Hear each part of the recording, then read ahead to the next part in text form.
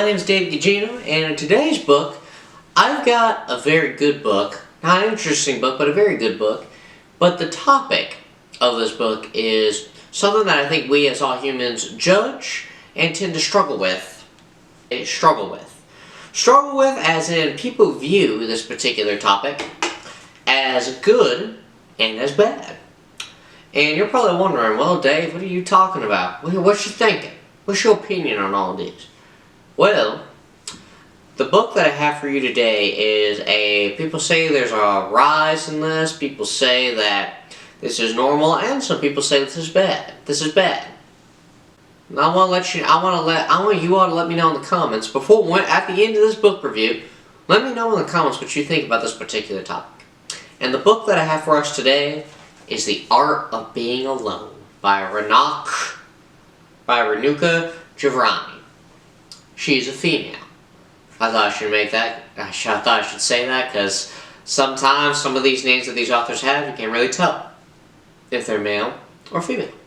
But solitude is my home, loneliness was my cage. Now, when I started this, The Art of Being Alone, or of how the rise of this, people think it's bad, people are judged for this.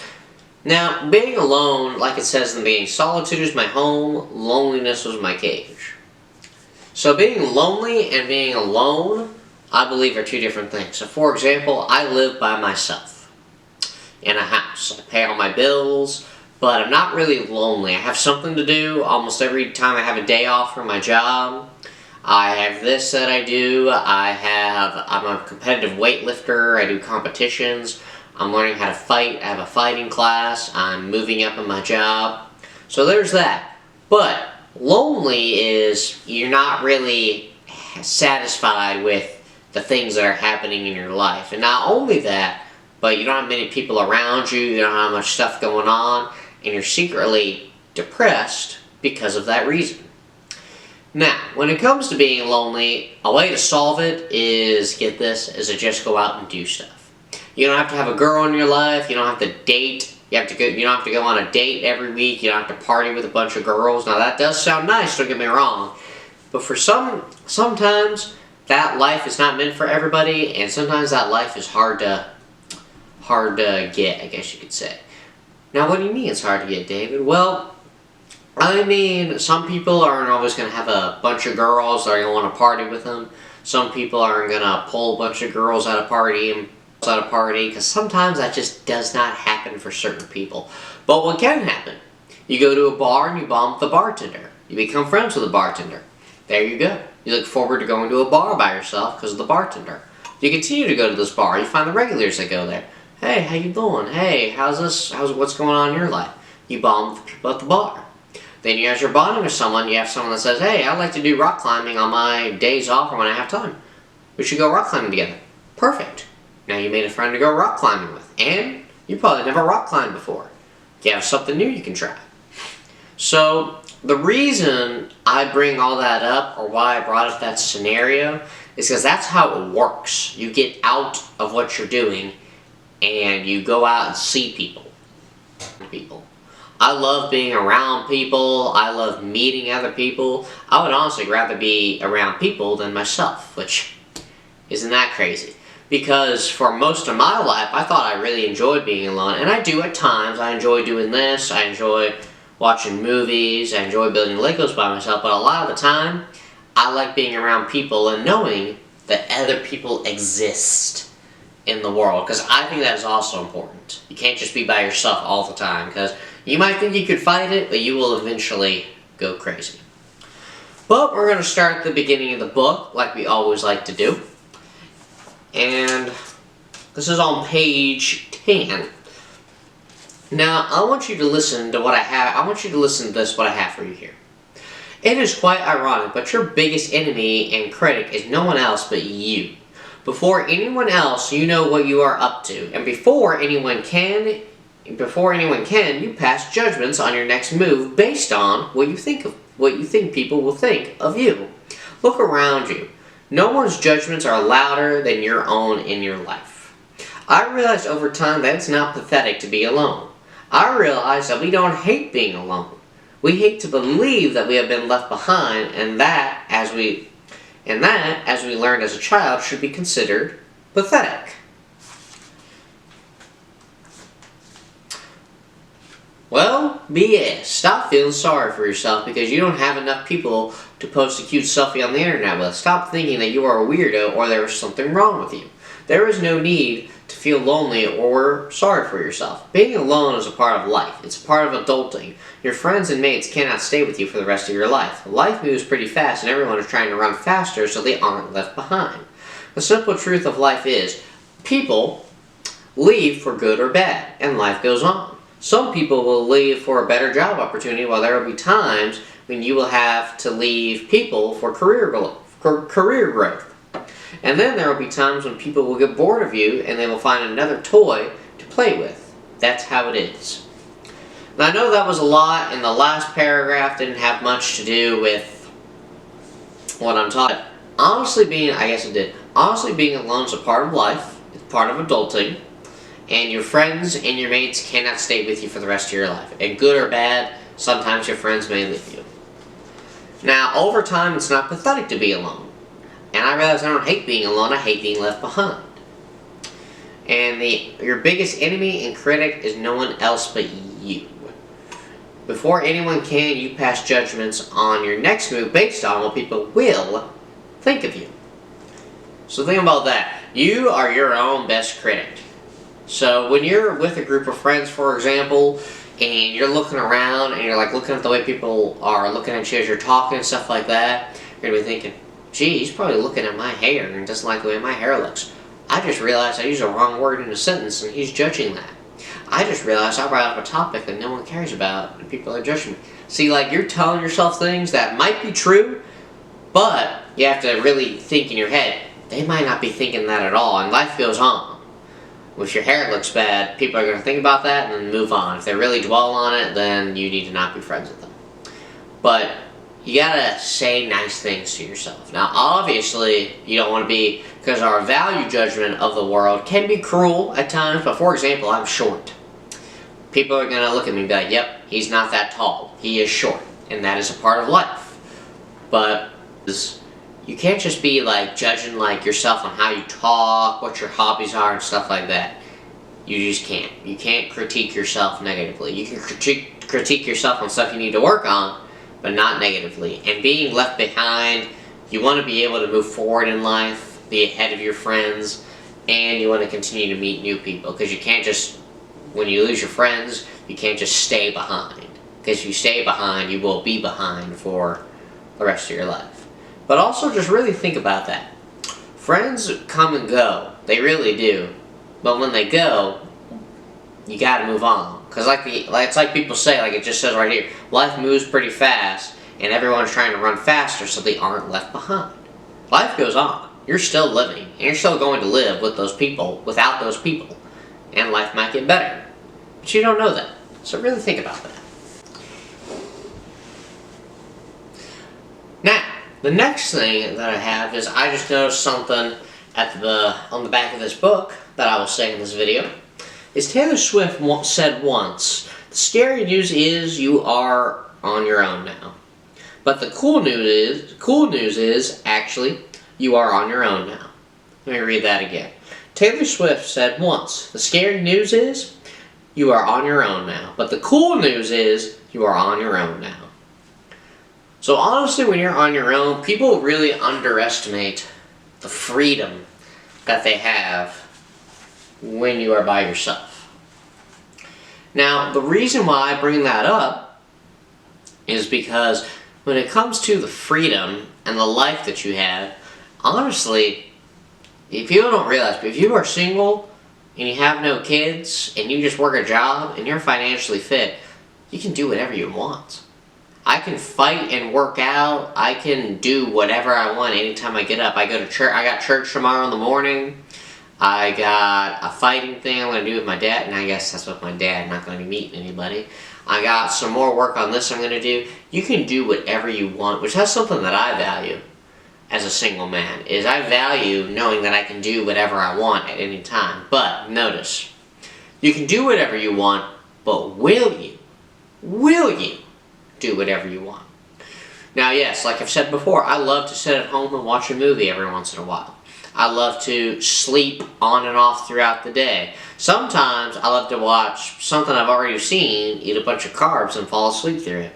Sometimes I like to weight train really hard and just come home and sleep through the day. But there are days that I have like that, but that can't be every day you have off. Like, you can't sleep through your life. This is what I've told myself. But you also just can't be by yourself lying around at home all your life. And you might think, well, gee, David, why do I have to do something? What if I don't want to meet people? Then you are just really weird. You are, like, disturbingly weird. Well, for one, who doesn't want to be surrounded by people who like them and want to be around them? So let that sit for a minute. Think of someone who doesn't like wanting to be liked by other people and doesn't want people that like them, and someone who doesn't like the people that like them want to be around them. I mean, it baffles me when people talk like that, because honestly, like I've said before, I love being around people. I'd rather be around people than be in my house. Now, obviously, if I'm in my house working on this, or cleaning, or having an off day and relaxing, that's different. But in reality, I want something to do with somebody every chance I get. Now, there is that, but before I read what I have here, because what I have here kind of resembles this, is you cannot be dependent on hanging out with people. Well, why? Think of like the title of the book, The Art of Being Alone. So you might have a day where there's nothing going on and no one's available. Or you might start a business or start doing something that I'm doing, and you might take a night off of hanging out with your friends to do some work. So you cannot be dependent on hanging out with somebody for happiness. Now, what you can, but you have to be dependent on your own happiness when some people are not there. Because like I read before, friends come and go. You might go through a period in your life where all your friends are gone, you'll have nobody. Now, you can't be dependent on those people because they moved on, but you can't be left behind. So that is why you go out. You meet people, or you find a hobby that you can do by yourself. You perceive you perceive how being alone is a good thing. And that's what this book does. That's what I love about this book. It shows you how, like, solitude can be your home and how solitude can be a good thing. Solitude is a good thing if you do something with it. And that's the goal. You gotta do stuff when you're alone. You have to be productive when you are alone. Now, the next thing that I have here is, listen to what I have here. Listen to this. When you are alone, you are dealing with just one mind, one set of choices, behaviors, and thinking patterns. Hence, it becomes easier to study yourself and to get to know what you like and what you don't like, how you think and how you react. So that's the other thing. Learn something about yourself. I've learned a lot about myself. I enjoy talking to people about life because we live it every day. We only get one life. There are lessons to learn, and the lessons you learn in life have been taught down for years, like hundreds and hundreds of years. A good example is hard work. You have to work hard to get what you want out of life. There are hundreds and hundreds, probably thousands of stories about people who are just like, you know what, I heard to work harder, and then, well, here we are. And then that lesson was brought down for years, hundreds of years. And honestly, that's what it is, but that's not the point. That is the point that I'm making, actually. But when you're alone, study yourself. Find something you don't know about yourself. Like, for example, when you are alone, you might cook a meal and realize, you know what, I really like to cook. You might be alone, start doing some push-ups and some pull-ups, or even some sit-ups. Wow, I really like to work out. You might go out for a run. You know what, I really like to run. And also, that's what I found out about myself. During the summertime, I love to run and do push-ups as a workout. Why? Because I take my shirt off, it's hot, it's sunny, I get a nice chest pump whilst doing push-ups. I mean, some people do look at me, and I don't dwell on that, but it's nice, and I like it because not only is it out in nature, but I like it because it's something fun that I can do when I'm alone. And I learned that I like to do that because I was alone in my house looking for something to do. Now, obviously, it does not have to be exercise. There are some people who hate exercising. But like with cooking, for example, you might learn you really like to cook. You might learn you really like to learn. And nowadays, We have YouTube University. You can learn whatever you want for free, or you can take some classes that are cheap and are also free. And you want to know how you think. How do you learn? How do you find what you like and don't like? How do you perceive other people? How do you perceive life and being alone? And the reason you talk about that stuff is because it is important, and it's important because when you either have a family or have kids or have more people come in your life, you can help them out by viewing how being alone really is. You can help them out by telling them, you know what, being alone is a good thing for this reason. So think about that. The final point that I have is right here. Now let me see if I can find it again. My bookmark fell out, so now I'm wondering where all of it went. Now, here it is. I actually found it. So now the third point that I have is I want you to listen to what I have here about defining yourself. Now, defining yourself, but in a weird, different way, and something that we as humans, as crazy as it sounds, define ourselves by this. So listen to this. Listen to what I have here.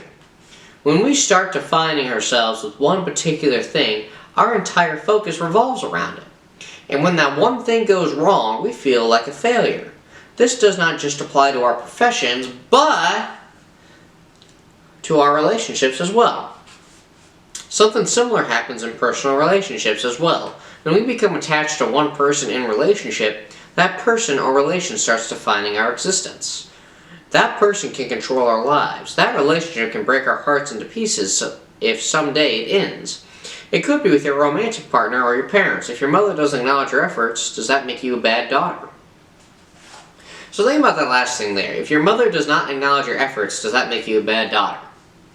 It does not, but even defining relationships, not just with romantic partners or with friends, but your parents. Your parents do not, your rich parents, if your parents are wealthy, do not define you as a person. If you move out and your parents give you no money and you're broke and you're trying to find a way to live, don't listen to what people say about, yeah, your parents have money and you don't, your parents don't care. Like, don't listen to that. Why? Because your parents cannot define your existence. Your own friends cannot define your existence. Your girlfriend who cooks for you and your friends love her, your parents love her, and she has a good path going, and then she breaks up with you because she found someone else. You have to find something else to do with your life, or better yet, you meet somebody else. But you cannot let your group of friends and the people in your life define you. You can't. Because they will eventually leave, or they'll find someone else to hang out with, and that's just life for you. There is a quote by a certain celebrity where he says, you lose friends in life because you find out who your real ones are. And to be honest, for young people, I'm 25 years old. For people my age or younger, it's years down the road you're going to deal with that. And you're just going to deal with it. People are going to move on. People are going to move. People are going to get married. People are going to have kids. And that's just life for you. And like I said earlier, being left behind. So, being left behind basically means that you stayed in the same place for years and haven't done anything while everyone else has moved up and have bettered themselves. And honestly, that is a harsh fact and a harsh truth for some people. So like the art of being alone, for example, there are people who are alone, there are people who are lonely. And the people who are lonely have chosen to stay behind and not change their lives and not find anything else to do with their lives. In the video, finding a balance in between hanging out with people and being by yourself. Being by yourself is important. Being by yourself is important because, get this, it's hard. There are some people that have to be surrounded by people all the time. I mean, yes, like I said earlier, I love being around people, but I'm not dependent on doing it. I don't have to hang out with friends and go to bars on my days off every time. I usually do it once, or it doesn't even have to be at a bar. I'll hit up a friend, you know what, let's go to the gym together, let's go get food together, stuff like that. But you cannot let those relationships or those things define you and think that people are judging you because of it when one weekend no one's available and you're alone all weekend. So that is the other thing, but you can't be dependent on being around people because sometimes those people will leave you or those people may just not want to hang out with you for that day. So think about that. But overall, when it comes, I'll say this though. When one thing goes wrong, we feel like a failure. When your girlfriend breaks up with you, you feel like a failure. When your friends stop contacting you, you feel like a failure. Well, you know what? It's not your fault. It is something, like I said earlier, critiquing yourself. Something you did wrong. Those people left because of that. It might not have been because of you. They just left because they, I want to say this, were jerks and they wanted to move on to somebody else. And they did that just because they were them.